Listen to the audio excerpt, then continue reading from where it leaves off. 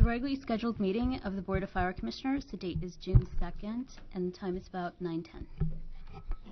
Roll call. President Ibarra? Here.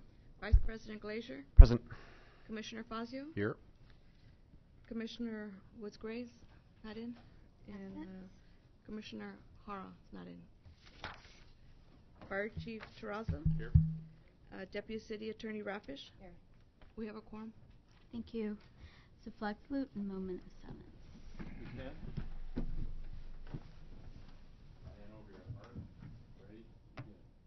I pledge allegiance to the flag of the United States of America and to the republic for which it stands, one nation, under God, indivisible, with liberty and justice for all. Please remain standing and join me in a moment of silence in honor of past and present members of the Los Angeles Fire Department who devote their lives to the protection of our community. Thank you.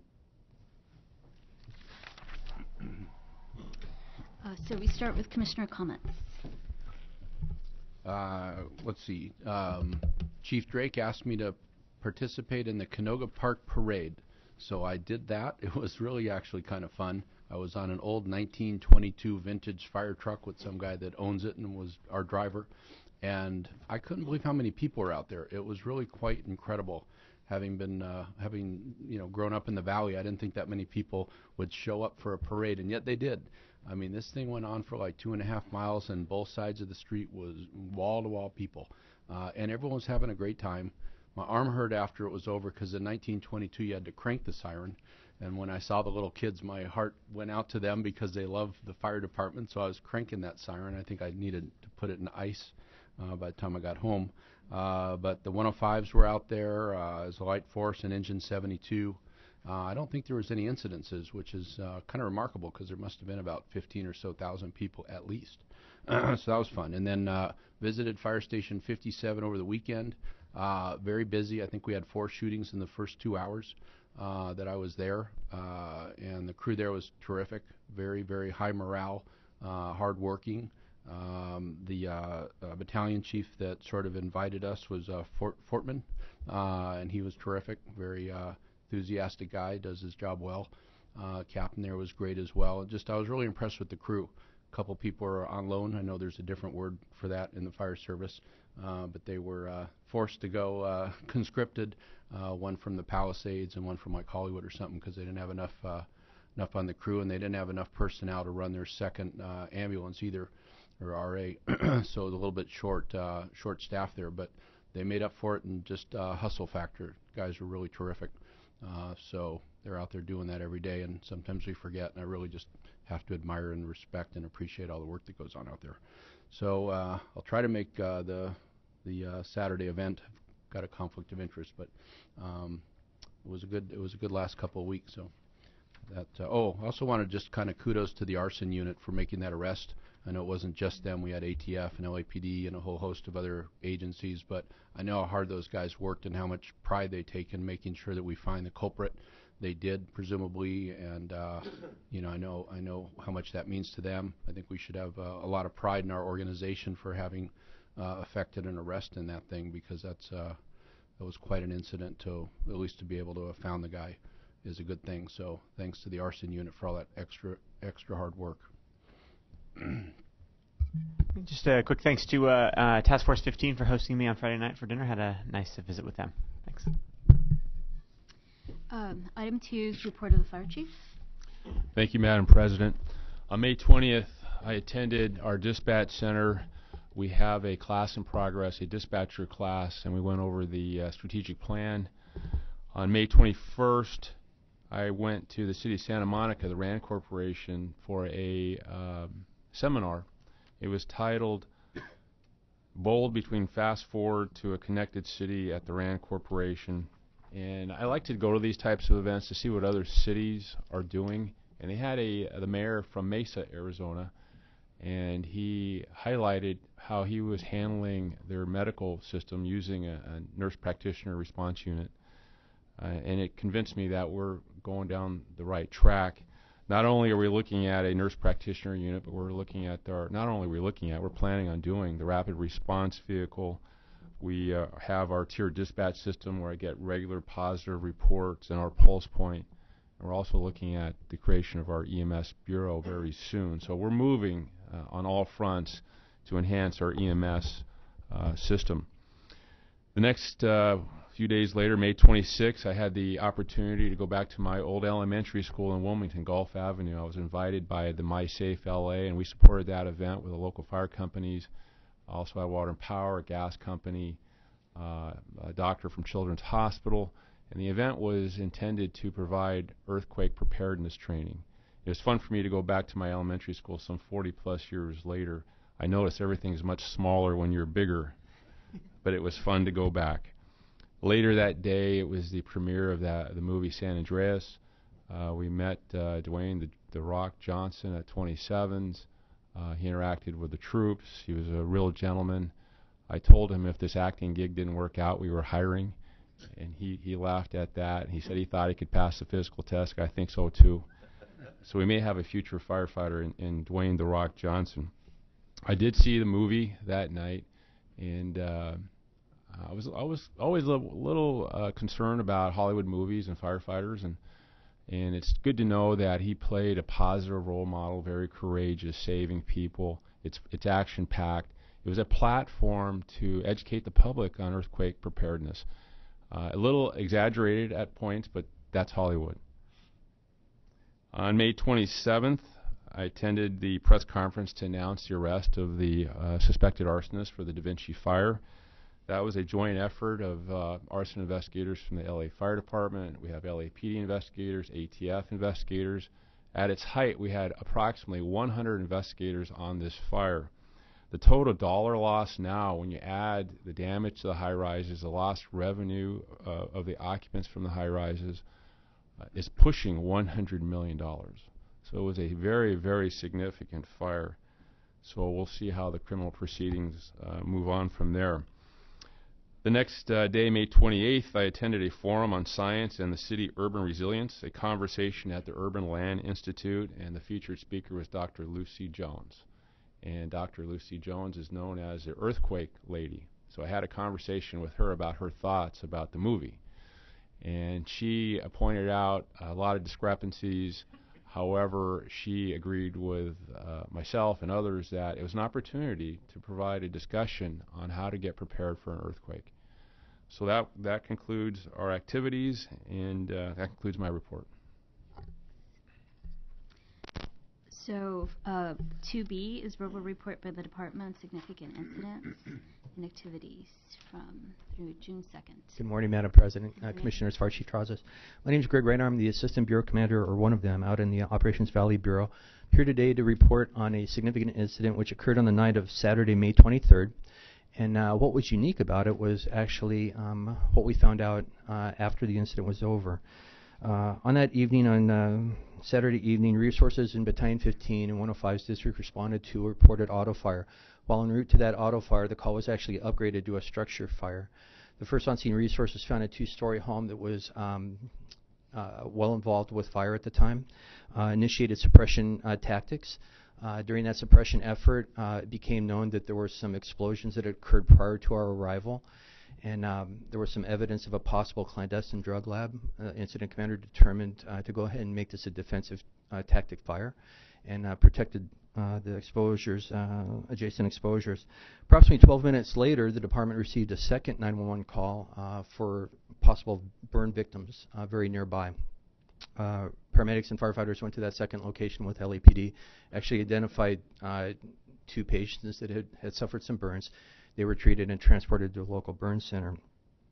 Specialized resources that helped us with this incident included LAPD clandestine lab unit, our arson counterterrorism section, the USAR unit, and the structure had some very significant structural damage. And what I'd like to do here in just a moment is go ahead and play you a news clip. It's 2 minutes long, but it is going to refer to a process known as butane honey oil extraction process.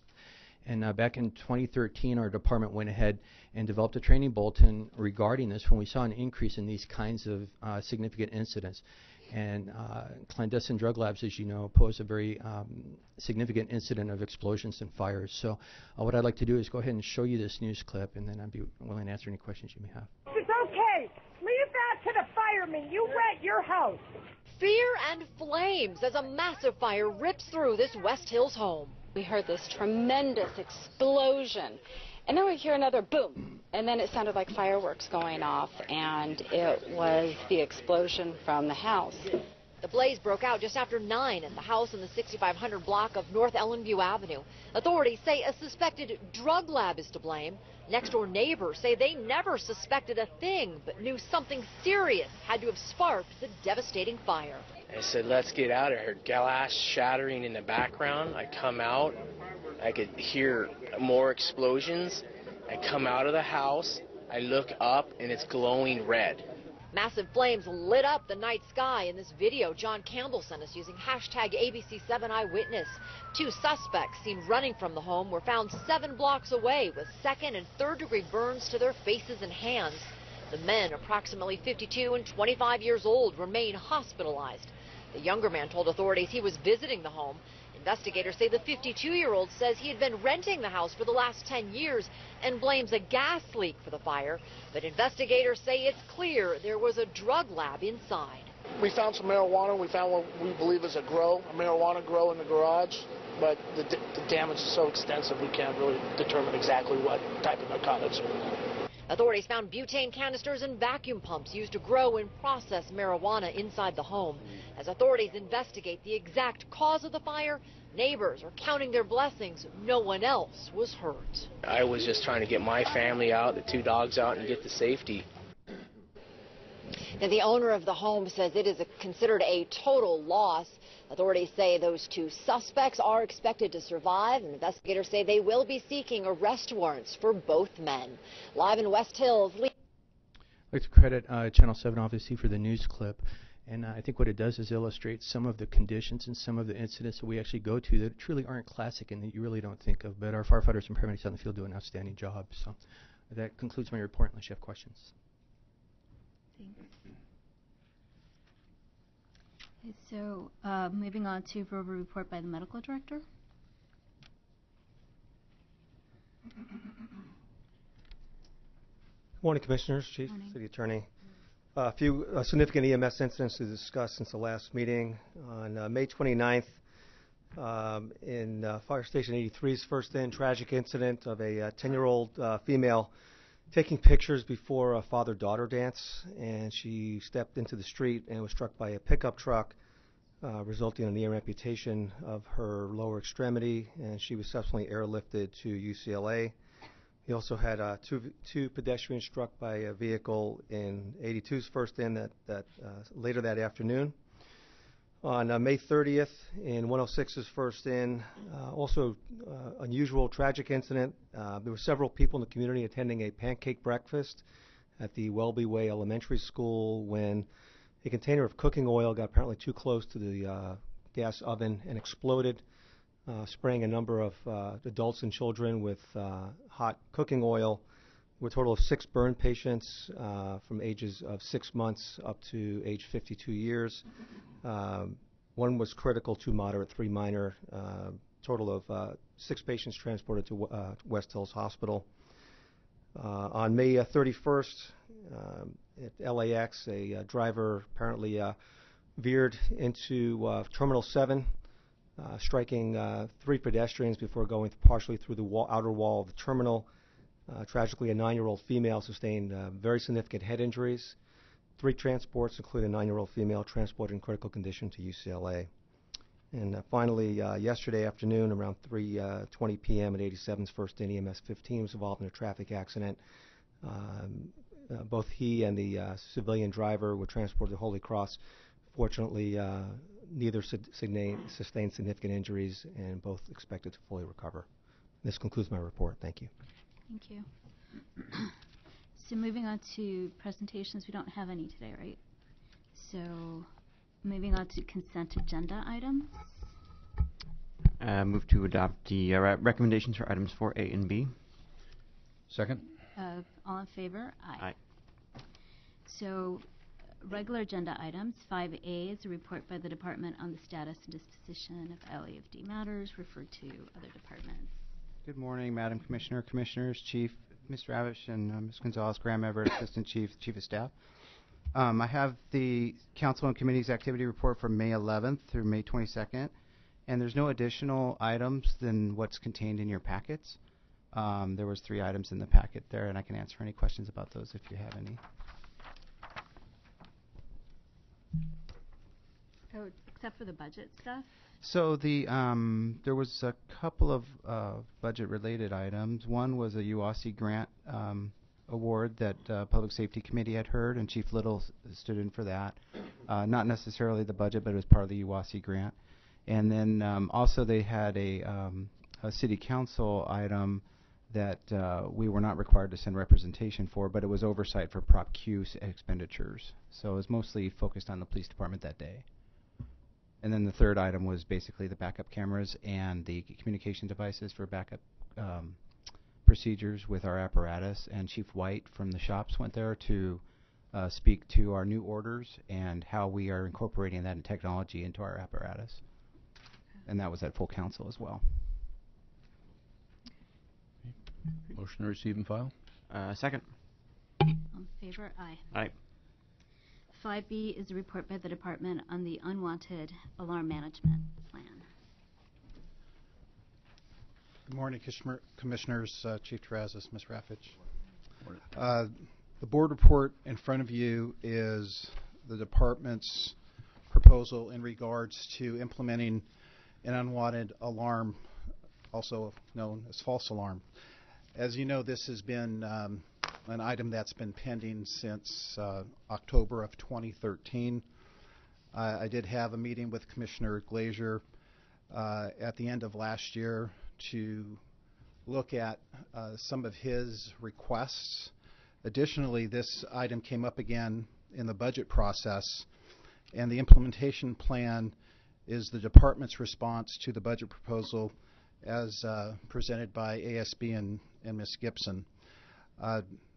We lay out the steps in regards to establishing a stakeholders group, working with MFC to identify our CAD responses, develop our policies and procedures, our fees, an RFP to outsource this, and that's a key component. In meeting with Commissioner Glazier and with staff, we recognize that the department does not have the required staff to monitor the thousands of unwanted alarms that occur annually.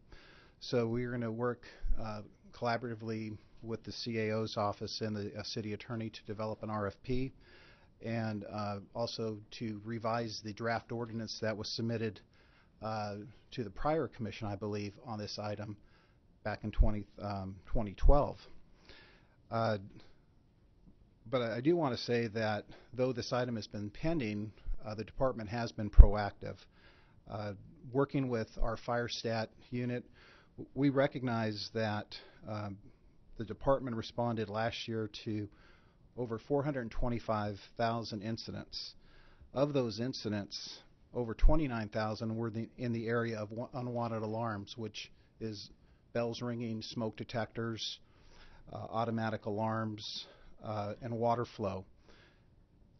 We were able to query our comments, and of those, through our work with MFC, 46% of these were, in essence, a false alarm. That's a substantial burden to our first responders. So being proactive, we've began a new system with a company called Brycer and the Compliance Engine to look at all our past due emergency or fire alarms that have been past due for inspection. We notified all our high-rise buildings of that, and in a 4-month period, we've had an improvement of repairing these alarms by 23%. We're getting ready to expand that citywide in the near future. It's been a very positive incident. The other thing is at our Development Services Center, one of the high propensity false alarms is in new construction, specifically at LAX. We've seen a huge spike there. At our Development Services Center, not only for contractors doing work at LAX, but anyone throughout the city, we've developed a brochure to let them know that this is an issue, and when they're doing construction, to contact their monitoring center to deactivate these alarms, because duct detectors in particularly are a high response for us. In the areas of downtown, Fire Station 11 is one of our high frequency false alarm areas. Chief Reyes asked that we implement the field with the compliance engine, and we began that actually yesterday, June 1st. So we'll be bringing a report back on that pilot program as well. I do have time to answer any questions you may have. No questions from me at this time, but I'm pleased to see this moving forward. I also wanted to just highlight the fact that at this point, we're only talking about commercial properties and multifamily. We're not talking about single family, so we're able to really kind of get a sense of how that works before we have any further conversation, and that would come back to the commission at that point, in the future to say, here's how it's working, and then we could have a fuller discussion about the residential, single family residential, but for now we're... And presumably you found that the majority of our alarms in this category were at the commercial multifamily. Is that correct? That is correct. Okay. And I think it also is I'm happy to see the looking at the RFP, I do think outsourcing is the right way to go on this, and I think that will also help us really eliminate any need for too much of an outlay of initial cost there. But I guess we'll see where we come up with that. But I think I'm interested to see how that works out for us, to see where we land on that. The Chief, also agree with the outsourcing. I know we've had that discussion for a few years. It's the way to go, I think, as well.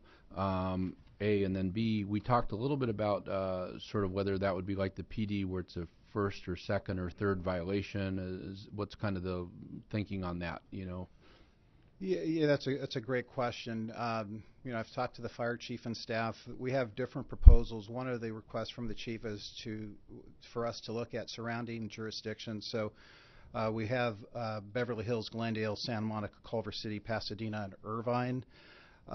All those entities other than Irvine, all those entities other than Beverly Hills, their first response is no fee. Beverly Hills does charge $207 for that first response. However, they'll waive that fee if you go online and take a class how to reduce unwanted alarms. Good idea. So our subsequent report, as we look at fees and talking to the CAO and the city attorney's office, we'll look at coming up with a number that I believe is going to be reasonable, and that's comparative with the jurisdictions surrounding us. Does the county have some sort of a system for false alarm? My understanding, we weren't able to get anything from the county on this, so my answer to that is no. Okay, that's good. Glad we're moving forward with it. And just I'm also pleased we're moving forward. Those other jurisdictions have had this stuff in place for years. Yeah. So this is something that definitely works, and I think it's great. The approach is both from a preventative measure of having the Reg 4 compliance engine going, as well as a compliance measure, and because both of these things are going to help us really in the call reduction area, so that we're really dispatching resources to the right place. So I'm excited to see this move forward. Thanks for all your work on it. You're welcome. So the RFP is only for the billing, and we're going to develop our own, protocols. Yeah. Protocols and policy. That's correct. Okay. Yeah, the RFP will be specifically for the outsourcing of the monitoring of the alarms. Okay. All right. Move to adopt a recommendation for item 5B. Second. All in favor? Aye. So 5C is report by the department on donation of iPads for the command staff. Good morning, Commissioners. Good morning. Chief, City Attorney. This is a report for the Fire Commission to be transmitted to the City Council at your approval for donation from the Fire Foundation for 50 iPads in the amount of $29,000, including some accessories, cases, and card chargers.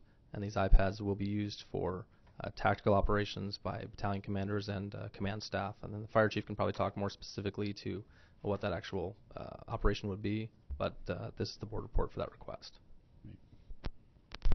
We came across in the San Diego Fire Conference a presentation from a captain up north in Northern California who is using iPads to track company placement at incidents. Our current system is a clipboard, a pencil and paper.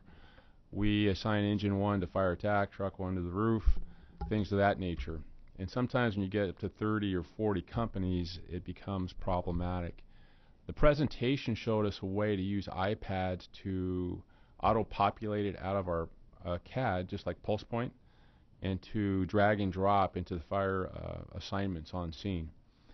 And all the iPads will be able to communicate with each other. So the plan is to get this equipment, put it in all the battalion Suburbans and the command vehicles, including the assistant chief vehicles, and whoever's on scene first who is assigning these resources, all the other iPads will track it. Sometimes you lose placement when there's a face-to-face conversation behind the Suburban at an incident. This will capture that. And once we break an incident into divisions, a division is each side of the fire or a floor of the fire, you'll be able to have better accountability and the capability to shoot video and pictures and send it back to the command post instantaneously. So there's a lot of promise in this technology. We're going to build upon this capability by doing things like the fire investigation report, the NFIRS. That's about to be updated. We want to put this on the iPad as well. It's a redundant mechanism to have communications. If we lose everything else, all the iPads can talk to each other. So there's a lot of potential here. It's funded by the foundation, and we're looking forward to this technology project. So first, huge thank you to our foundation for the support and getting us this upgrades here. The second thing I'd say is that, every time we see kind of new technology coming to you like this, I always think of where is how soon can we get that chief information officer on board? Because I think there's a lot of great technology out there, a lot of stuff for us to take advantage of.